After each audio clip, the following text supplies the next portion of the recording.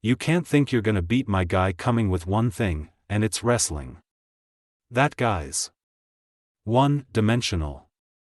Dricus du Plessis coach Morne Visser took massive shots at Khamzat Chimaev's wrestling during a submission radio interview before the fight. The animosity surrounding the UFC 319 headliners became one of the main reasons for fan interest. However, the South African coach's active role in those heated exchanges drew plenty of backlash. Veteran MMA referee John McCarthy openly criticized Visser's comments on Chimaev's wrestling. He even warned the camp that such remarks could backfire in their anticipated fight, creating backlash for the team. And as Boers went on to dominate with his wrestling, handing du Plessis a lopsided beatdown at UFC 319, the blame for his team being overly brash has already started. And Usman became one of the first to call it out post their showdown. On the Pound for Pound podcast, the Nigerian Nightmare said, "One thing you'll say about it, and even in the lead up, I felt this. I don't want to say Dricus was overconfident, but I felt that vibe with the team. The way they were talking. There was a lack of respect for Khamzat. Like, oh, you can't beat us with just one skill. Well, that's a pretty damn important skill. And it's a big one to overlook." Usman's comments came in the days immediately following UFC 319 and were circulated on social channels as clips from the Pound for Pound show. Providing the specific episode link and timestamp will give readers a direct source to hear the quote in context. The former welterweight champion didn't mince his words when targeting DDP's team.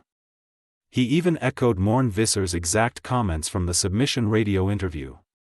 Just as Big John McCarthy predicted, the South African coach's harsh words are beginning to take effect.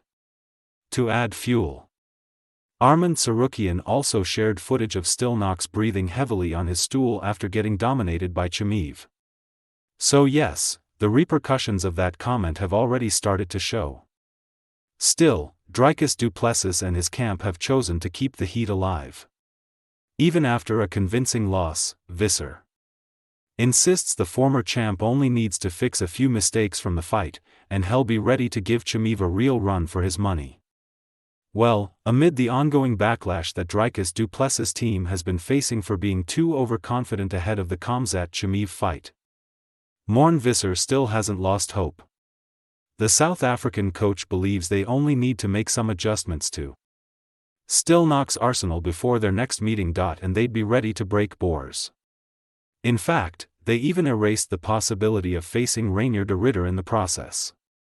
Visser said during the post-UFC 319 submission radio interview, instead of spending time preparing for another fight camp to face Rainier de Ridder, I'd rather spend that time fixing the problems we've got, and then go into camp.